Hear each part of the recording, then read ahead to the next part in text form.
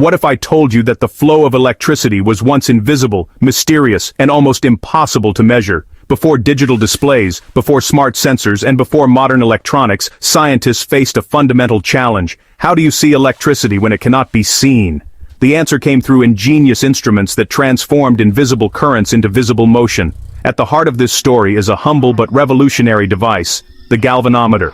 In today's episode on For Science Salah Lotfy channel, we explore one of the most dramatic journeys in measurement science, how the galvanometer evolved into the ammeter, which measures electric current, and the voltmeter, which measures electric potential difference. This is not just a technical story, it is a story of needles that moved, forces that revealed themselves, and experiments that shaped modern physics and electrical engineering. From early laboratories filled with wires and coils, to the precise instruments used in power stations, laboratories, and classrooms today, these devices built the foundation of our electrical world. Stay with us as we uncover how measuring electricity changed science forever. For more details, follow us on For Science Salah Lotfy channel. Welcome to For Science Salah Lotfy channel, where global scientific research becomes clear and accessible. هنا نحول الأبحاث العلمية العالمية إلى معرفة مبسطة مترجمة لك بلغتك. Ici, la science est expliquée et traduite pour tous. Ciencia clara, accesible y disponible en varios idiomas. Wissenschaft, verständlich und mehrsprachig für jeden. قناة For Science Salah Lotfy Channel. العلم للجميع وبجميع اللغات. تابعنا لاكتشاف المزيد. Imagine living in a world where electricity is absolutely everywhere, but no one's ever seen it. You flip a switch today, and the lights spark to life. But for centuries, electricity was like a rumor, an invisible force, forever just out of reach. So, how do you study something you can't see, can't touch, and can't bottle up in a jar? That's the mystery that early scientists faced. The only clues were strange little sparks, a crackle on your skin, or the way a bit of fur might leap to a piece of amber when you rub them together. Static electricity. Fun, mysterious, but not exactly useful. It was like having puzzle pieces with no picture on the box. The real leap started when people asked, what if there's more to electricity than just sparks? Could it be moving, flowing, travelling along a wire? But here's the catch. You can rub a balloon and get a shock, but if electricity is flowing through a wire, it's totally invisible. No sparks, no sound, nothing to see, just a dead piece of metal. So, how did scientists even know it was there? Producing electricity, static or from strange chemical piles, was one thing. Detecting it, proving it was really moving, was a whole other challenge. Imagine you're in a pitch-dark room and someone tells you there's a river flowing right in front of you. No splashing, no cold spray, just a silent, invisible stream. How would you prove it exists? Early experimenters tried everything. They shocked frogs' legs and watched them twitch. They built giant spinning machines to generate weird and wonderful effects. But still, current, actual moving electricity remained a ghost. The answer? You need a tool. Not just any tool, a tool that could sense the unsensible, reveal the hidden, and turn the invisible into something you can actually observe. That's where the magic of science really happens, when sensation, those little tingles and sparks, becomes real observation, when you stop just feeling and start measuring. And that's the first step in the story of electricity. Learning to see what was always there, hiding in plain sight. Next time, I'll show you the mind-blowing invention that finally let scientists see electricity move. But for now, remember, the birth of science begins the moment you turn a sensation into an observation. All right, let's jump right in, because this story is where science, curiosity, and a little bit of luck collide in the most electrifying way. This is the moment when things get wild, and the world of invisible forces starts to reveal itself. Imagine a time when the very idea of electricity was almost magical. Something you might hear about in rumors or see in a flash of lightning, but never truly understand. Picture this. It's the late 1700s. The world is on the brink of the Industrial Revolution. But when it comes to electricity, scientists are still in the dark, literally and figuratively. They know electricity exists, but it's mysterious, unpredictable, and almost impossible to study in any real scientific way. Sure, people can feel the shock, like the zap from a piece of amber rubbed on a wool cloth, but they have no idea how to measure it, control it, or even explain what it really is. It's like trying to study the wind without ever seeing a weather vane. Enter Luigi Galvani, an Italian scientist with a passion for biology, and, oddly enough, a fascination with frogs. Seriously, frogs were his thing. One day, Galvani is in his lab, surrounded by glass jars, metal tools, and of course, frog legs. He's poking around, conducting experiments, when he notices something strange. Every time he touches a frog's leg with a metal scalpel, the leg twitches as if it's alive. Galvani is fascinated. He calls this mysterious force animal electricity. He writes detailed notes, sketches diagrams, and starts to wonder, could electricity be a fundamental part of life itself? For the first time, people begin to realize that electricity isn't just lightning in the sky or a parlor trick with static. It's happening inside living things, right under their noses. This idea blows everyone's mind. Suddenly, the boundary between the natural world and the mysterious world of electricity starts to blur. Now, let's fast forward a few decades. Enter André-Marie Ampère, a brilliant French physicist with a relentless drive to uncover the secrets of electricity and magnetism. Ampère is obsessed. He spends countless hours in his lab, surrounded by wires, magnets, and experimental setups that look like something out of a mad scientist's dream. Ampère's experiments lead to a groundbreaking discovery. When an electric current runs through a wire, it creates a magnetic field around it. This is huge. Suddenly, electricity isn't just something you feel or theorize about. It's something you can see in action, thanks to the invisible force of magnetism. Imagine the excitement. Now, for the first time, scientists can actually visualize the effects of electricity. They can sprinkle iron filings around a wire and watch as the filings align themselves, tracing out the shape of the magnetic field. It's like seeing the invisible made visible. But there's still a big question. How do you actually measure this invisible force? How do you turn a mysterious phenomenon into something you can quantify, compare, and use? That's where the first galvanometer comes in. The earliest galvanometers are ingeniously simple. Just a coil of wire and a magnetic needle, kind of like a compass, but with a scientific twist. When electric current flows through the coil, it creates a magnetic field that pushes the needle, causing it to move. The stronger the current, the more the needle moves. Suddenly, scientists have a way to see electricity in real time, to measure its strength, and to compare different experiments. It's that simple, and that revolutionary. It's like finally having a ruler when all you had before were wild guesses and gut feelings.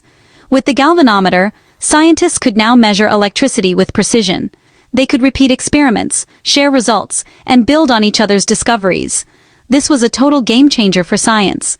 For the first time, you could see electricity move. You could prove it was there, measure how much was flowing, and start to unlock the secrets of this powerful force. The galvanometer didn't just measure electricity. It opened the door to a whole new era of scientific discovery. Suddenly, inventors and engineers could harness electricity for practical uses, from telegraphs to light bulbs to motors. You could prove electricity was there, measure how much was flowing, and record your findings for others to build upon. With each new measurement, the world got a little brighter, a little more connected, and a lot more exciting. The galvanometer paved the way for all the amazing technology we have today. Telegraphs, electric lights, motors, and so much more. So remember, electricity was first felt as a mysterious shock, then seen through the dance of magnetic fields, and only after that was it truly measured and understood. The journey from sensation to science took decades of curiosity, experimentation, and a willingness to question the unknown. And it all started with a twitchy frog, a curious scientist, and a needle that finally pointed the way, lighting the path for generations of discovery to come. If you enjoyed this journey through science history, don't forget to subscribe to the For Science Salah Lotfy channel for more fascinating stories and discoveries. Alright, let's pull back the curtain on the galvanometer and really see what's going on inside when that needle starts to dance. Picture this. You've got a tiny coil of wire, right? It's sitting smack dab in the middle of a magnetic field, usually created by a strong, permanent magnet. Now, the moment I let an electric current flow through that coil, magic, well, actually, science, starts to happen. Here's the principle. Whenever current runs through the coil, it generates its own magnetic field. And since it's sitting in another magnetic field, those two fields interact. Think of it like two dancers. Sometimes they move together, sometimes they push each other apart. This interaction creates a force, what we call a torque, on the coil. That torque wants to twist the coil, making it turn. But the coil's attached to a spring, a little spiral that resists that movement. So, the more current I push through, the more the coil wants to twist, but the spring is saying, whoa, not so fast. The result? The needle attached to the coil moves, or deflects, by an amount that depends on exactly how much current is flowing. Now here's the twist, pun intended. You might think, cool, so the needle points, and that's the value, right? Not exactly. In a basic galvanometer, the deflection only tells me that a current is present and its relative strength, not the exact value. It's like a speedometer with no numbers. It's moving, but you don't know how fast you're going. Plus, the direction matters. If the current reverses, the magnetic interaction flips, and the needle moves the other way. So, the needle's dance tells you not just something's happening, but also which way things are flowing. But again, the magnitude, how much current is actually there, is pretty fuzzy unless I calibrate the whole setup. That's why a galvanometer is super sensitive. Great for detecting even tiny amounts of current, but I can't just grab a number from it without more information. So to sum it up, current through a coil in a magnetic field, magnetic forces make torque, coil twists, needle moves. The bigger the current, the bigger the deflection. But unless I set up a scale, that deflection isn't a true measurement. It's just a sign that current's on the move, and which way it's headed. Stick around, because next I'll show you how scientists turn this clever contraption into something you can actually measure with. Imagine a time when electricity was a mysterious, invisible force. Then, in the early 1800s, the galvanometer arrived, a device that let scientists electricity for the first time. When current flowed through its coil, a magnetic needle moved, revealing the presence of electricity. Suddenly, electricity was no longer just theory, it was observable. Scientists like Ammeter and Faraday used galvanometers to unlock the secrets of electromagnetism. Every twitch of the needle was a message from nature, confirming that electricity and magnetism were linked. The galvanometer transformed science, turning invisible currents into measurable reality. It was like gaining a new sense. Finally, scientists could hear the flow of electricity. This breakthrough paved the way for electric motors, generators, and the entire field of electrical engineering. The galvanometer wasn't just a tool, it was a window into the universe's hidden laws. Without it, the great minds of the 19th century would have been working in the dark. The age of electrical discovery had begun, all thanks to a simple coil and magnet. The galvanometer's impact still echoes in every device we use today. But early galvanometers were tricky to use. They were so sensitive that even a slight temperature change could make the needle move, confusing real signals with false ones. Stronger currents could overwhelm or even destroy the delicate instrument. Each device was handmade, with no standard scale, so results from different labs couldn't be compared. Scientists had to describe findings in vague terms, like small deflection or strong current. Even footsteps or street noise could ruin an experiment, making reliable readings a challenge. Researchers often worked late at night, seeking quiet and stability. The galvanometer could detect electricity, but getting trustworthy data was a constant struggle. Its fragility and inconsistency slowed scientific progress. The real challenge wasn't just seeing electricity, it was measuring it accurately. Early galvanometers were a start, but science needed more than a twitching needle. Precision was the next frontier. The galvanometer's story highlights a key lesson. Detecting something is not the same as measuring it. Discovery is thrilling. Scientists could finally say, yes, there's a current here. But to truly understand electricity, they needed to measure its strength, not just its presence. Early galvanometers were great detectors, but poor measuring tools. Science needed numbers. How strong is the current? Does it change over time? Without standardized units, results were vague and hard to compare. It's like spotting a new planet, but not knowing its size or distance. Real progress required moving from what to how much. The journey from detection to measurement transformed the galvanometer from a curiosity into a scientific instrument. This shift allowed scientists to build models, make predictions, and test ideas with rigor. The early galvanometer's flaws, temperature sensitivity, limited range, no standard scale, were obstacles to real understanding. To master electricity, scientists had to become precise surveyors, not just explorers. Measurement was the bridge from discovery to true science. The galvanometer's evolution shows that science advances through precision, not just discovery. Scientists improved the device, using better materials, adding shunts, and creating standardized scales. This painstaking work made reliable measurement possible. Once galvanometers became precise, researchers worldwide could compare results and accelerate progress. Accurate measurement turned electricity from a mystery into a tool that powers our world. From microchips to power grids, everything depends on our ability to measure and control current. The galvanometer's journey, from shaky detector to precise instrument, mirrors all scientific progress. Discovery opens the door, but measurement builds the future. Whether it's electricity, particles, or planets, precision is the key to understanding. The humble galvanometer reminds us, in science, knowing something exists is just the beginning. Measuring it changes everything. If you enjoyed this journey into the power of precision, don't forget to subscribe to the For Science Salah Lotfy channel for more fascinating science stories. Picture a compass needle, always pointing north. Until one day a scientist runs electricity through a nearby wire, and the needle wiggles. That scientist was Hans Christian Ørsted, and in 1820 he discovered electricity and magnetism were linked. Suddenly, electricity wasn't just sparks, it could move things. This breakthrough led to the galvanometer, a compass needle surrounded by a coil of wire. When current flowed, the needle deflected, revealing electricity's presence. The more current, the more the needle moved.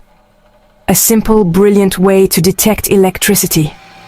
Scientists now had a tool to see the invisible, to know if a circuit was complete or a battery was dead. But it was just a yes or no device, like a light switch that only tells you power is on somewhere. Still, it was a huge leap. Electricity could be seen, not just felt.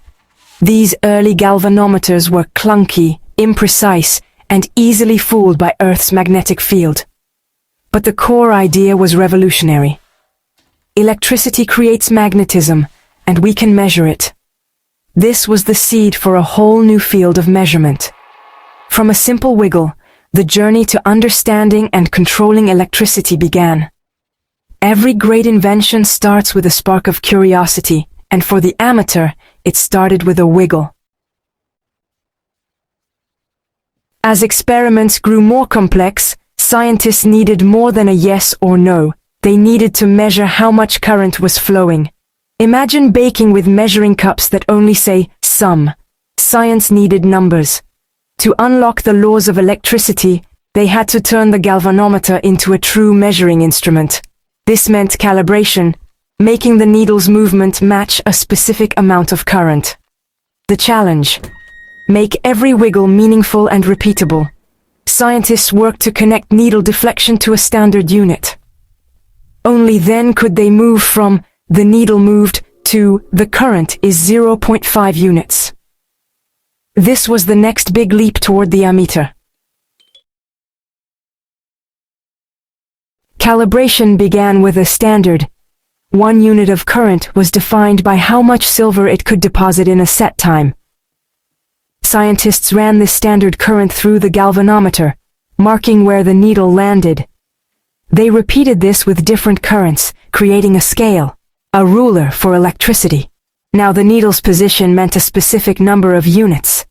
But every galvanometer was different, so measurements weren't consistent. Enter the shunt, a low-resistance wire that diverted most current, letting only a small, known amount move the needle. By swapping shunts, the same meter could measure tiny or huge currents. The scale stayed the same, but the value of each mark changed with the shunt. This made the device versatile and reliable. With a calibrated scale and shunt resistors, the galvanometer became a true measuring instrument. It was like zooming in and out on electricity. Now, scientists could measure current accurately every time. The ammeter was almost ready. With a moving needle calibrated scale and shunt resistors, the ammeter was born. Named for André-Marie Ampère, it measured current in amperes, a universal language for science and engineering. The ammeter let scientists prove laws like Ohm's law and design safe, efficient electrical systems. It turned electricity from a mystery into a science. As electricity powered cities and homes, ammeters became essential in power plant switchboards and every electrician's toolkit. Without them, our modern world wouldn't exist. So next time you see a meter showing amps, remember, it all started with a wiggling compass needle. The ammeter's journey is a perfect example of how science transforms curiosity into world-changing tools. If you enjoyed this story, don't forget to subscribe to the For Science Salah Lotfy channel for more fascinating science discoveries. Have you ever wondered what electricity really is? Think about a river. A river is a flow of water, right? Well, electric current is a lot like that, but instead of water, it's a flow of tiny particles called electrons. These electrons are so small you can't see them, not even with a super powerful microscope. They zoom through wires, which are like the riverbanks, carrying energy from one place to another. This flow of electrons is what powers your lights, charges your phone, and makes your television show your favorite science programs. It's an invisible river of energy all around us. Before we had the right tools, this flow of electrons was a complete mystery. Scientists knew that was happening inside the wires. They could see the effects of electricity, like a light bulb glowing or a motor spinning, but they couldn't see the current itself. They could only guess how much electrical stuff was moving. Was it a lot? A little? Was it a powerful rushing river of electrons, or just a gentle trickle? They could make comparisons, saying one circuit seemed stronger than another, but they couldn't put a real solid number on it. It was like trying to describe how much water is in a river by just saying a bunch. Imagine trying to bake a cake, but your recipe just says, add some flour and pour in a little milk. Your cake probably wouldn't turn out very well, would it? You need precise measurements. It was the same for the early pioneers of electricity. They needed a way to measure the flow of electrons, the current, so they could understand it, control it, and build reliable and safe electrical devices. Guessing just wasn't good enough for science. Science is all about measuring things. Without a way to measure current, building complex circuits was a game of chance. This need for measurement pushed inventors and scientists to find a solution. They knew that if they could just find a way to count or quantify that invisible flow, it would unlock a whole new world of possibilities. It would be like inventing the measuring cup for our electrical cake recipe. This quest to move beyond mere guesswork and into the world of precise numerical measurement was one of the most important steps in the history of electricity. It was the challenge that would eventually lead to a truly electrifying invention that we still use every single day. If you enjoyed this journey into the world of electricity, don't forget to subscribe to the For Science Salah Lotfy channel for more fascinating science stories and discoveries. The first big step away from just guessing about current came with an amazing device called the galvanometer. Now that's a cool word. Say it with me. Galvanometer. A scientist named Hans Christian Ørsted discovered that an electric current flowing through a wire creates a magnetic field around it. Think about it. Electricity and magnetism are related. It's one of the most fundamental rules of the universe. The galvanometer used this very principle. It was basically a compass needle placed next to a coil of wire. When current flowed through the coil, the magnetic field it created would push or pull on the compass needle, making it move. This was a huge breakthrough. For the first time, people could see the effect of a current in a measurable way. The more current that flowed through the galvanometer's coil, the stronger the magnetic field became, and the more the needle would deflect. or move. If the current was weak, the needle barely budged. If the current was strong, the needle would swing way over. This was way better than just guessing. Scientists could now look at the needle and say, "Aha! This circuit has more current than that one because the needle moved further." It was a way to compare currents. However, the galvanometer wasn't perfect. It was great for detecting current and telling you if it was stronger or weaker, but it wasn't designed to give a standardized number. The scales were often arbitrary, meaning they weren't calibrated to a specific unit that everyone agreed on. One galvanometer might show a deflection of 10, while another, different galvanometer connected to the exact same circuit might show a deflection of 20. It was like everyone having a ruler with different sized inches. It made it hard for scientists in different labs to share and compare their results accurately. So, while the galvanometer was a fantastic leap forward from pure guesswork, it was still just a stepping stone. It proved that current be measured by its magnetic effect, which was a world-changing idea. But the scientific community needed something more. They needed a device that was calibrated, standardized, and reliable. A device that would measure current not just in units of needle movement, but in a universal unit that any scientist, anywhere in the world, could use and understand. The stage was set for the invention of a new and improved tool. Enter the ammeter. The name comes from the unit of electric current, the ampere, which we often just call an amp. An ampere is named after another brilliant scientist, André-Marie Ampère. So, an ammeter is literally a meter for amps. This device took the basic brilliant idea of the galvanometer, using magnetism to measure current, and refined it into a precise scientific instrument. It was designed from the ground up not just to detect current, but to measure it, and display the result as a specific number of amps. No more comparing needle wiggles. Now we could get a number. So, what does an ammeter do? It measures the rate of flow of electrons, the current, passing through a point in a circuit.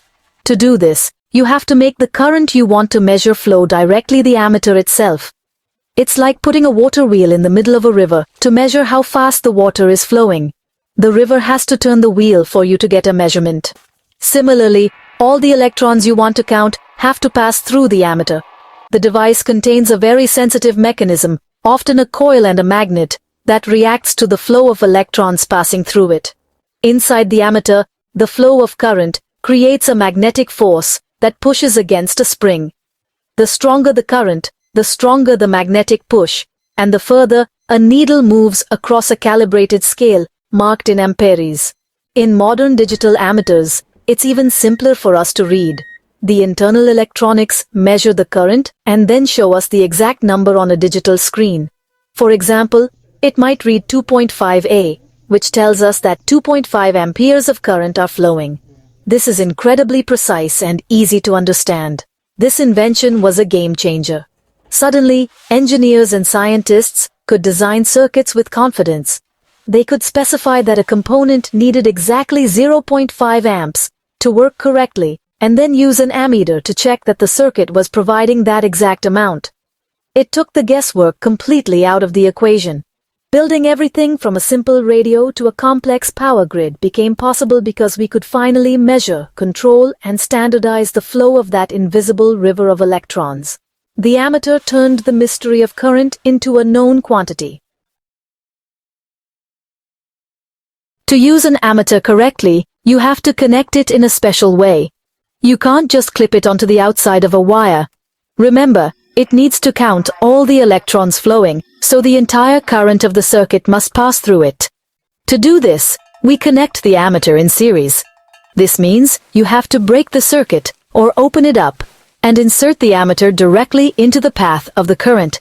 It becomes another link in the chain of the circuit.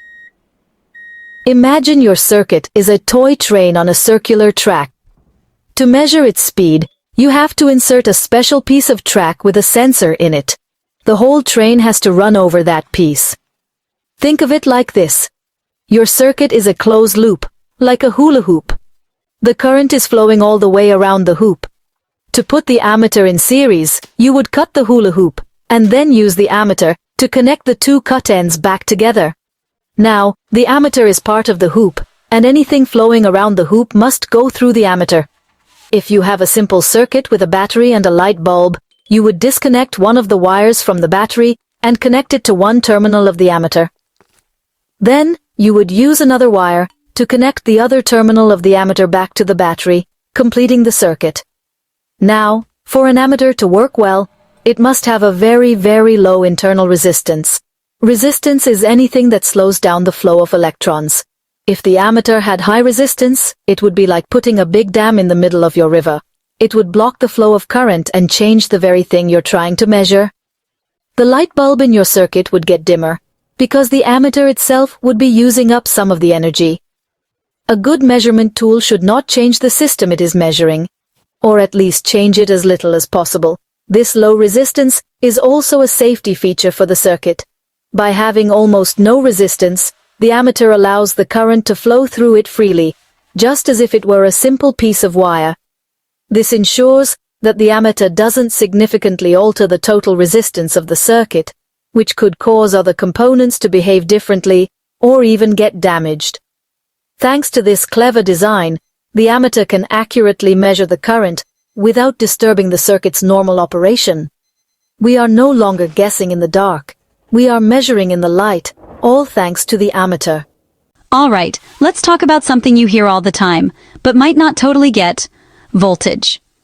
It's one of those words that gets thrown around in science class, in tech manuals, and even in everyday conversations about batteries and gadgets. But what does it really mean? Why is it so important? And how does it actually work in the circuits and devices we use every day? What does it really mean when I say a circuit has 12 volts running through it? Is it just a number, or is there something deeper going on behind the scenes? Let's break it down and see what's really happening when we talk about voltage. Spoiler alert, it's not about how much electricity is flowing, that's current. Voltage is something different. It's all about the potential for energy. Think of it as the push, the driving force that gets electrons moving, but not the actual movement itself. Current is the flow, voltage is the push that makes the flow possible. Think of voltage as the pressure in a water pipe. If you've ever seen a plumber check water pressure, you know it's not about how much water is coming out, but how hard it's being pushed. That's what voltage does for electricity. It's the pressure that gives the electrons the urge to move. It tells you how much potential energy each charge has as it moves through a circuit. The higher the voltage, the more energy each electron is carrying, ready to be used by whatever device or component it encounters along the way. High voltage? That means each electron is carrying more energy, just waiting to do something cool, like light up an LED, spin a motor, or even power an entire building. That's why voltage is such a big deal in everything from tiny gadgets to massive power grids. When you connect a battery to a circuit, it's the voltage that creates the difference in energy between the two ends. That difference is what makes the electrons want to move, and that movement is what powers your devices. Now, when I want to measure this voltage, I reach for a voltmeter. This tool is essential for anyone working with electronics, from hobbyists to professional engineers. It's the go-to device for checking if a battery is charged, if a circuit is working, or if there's a problem somewhere along the line. But here's the trick.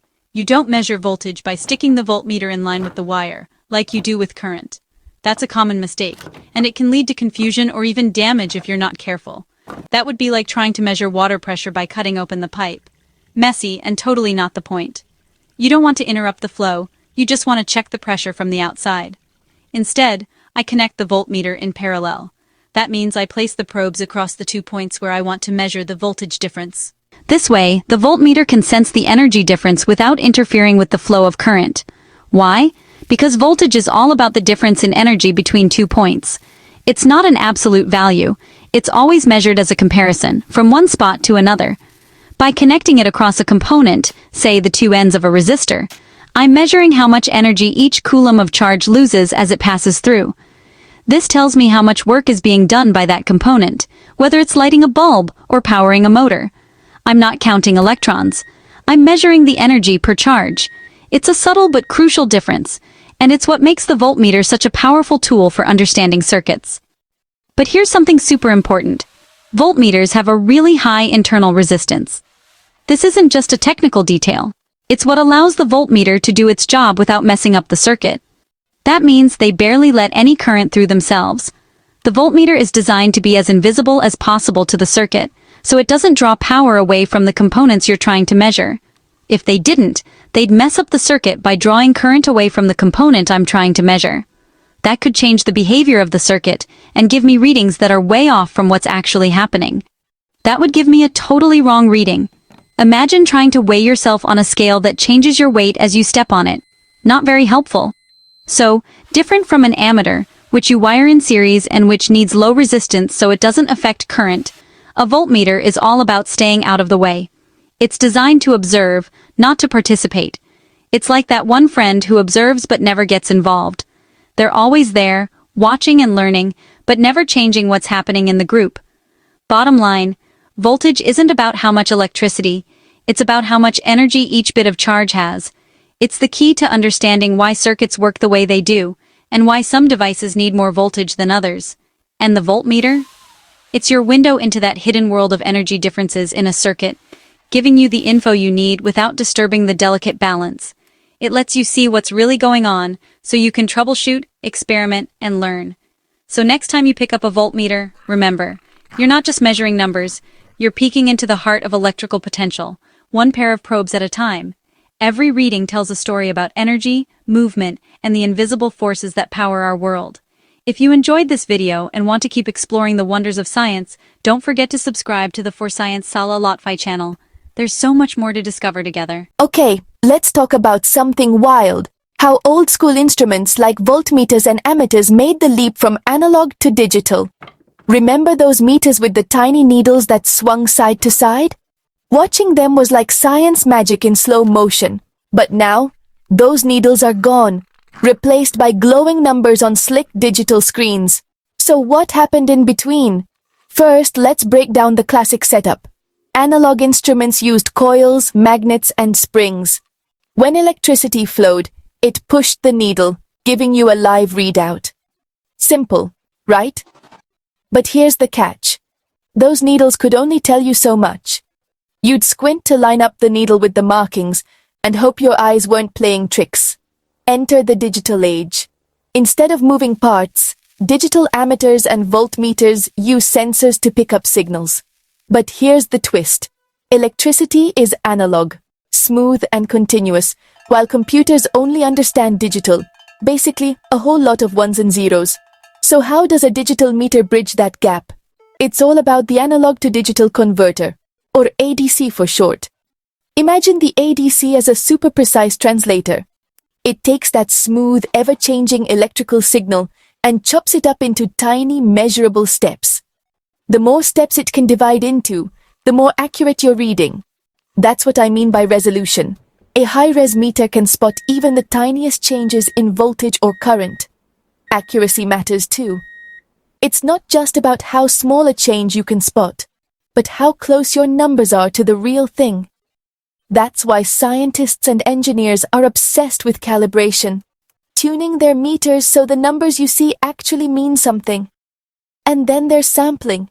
Imagine taking snapshots of your signal hundreds or thousands of times each second. The faster you sample, the better you can catch quick changes. Miss a beat, and you might miss something important, like a sudden power surge or a glitch in your experiment. But here's the kicker. Even though the needle's gone, the core principle hasn't changed. Whether you're watching a meter swing or reading digits on a screen, both are translating the invisible world of electricity into something you can see and understand. So next time you check a digital readout, think about the tech under the hood. Sensors, ADCs, and a lot of clever math, all working together to give you answers, fast and accurate. The tools might look different, but the science? Still classic. So, here's the wild part. After all this time, the core idea behind our gadgets hasn't really changed.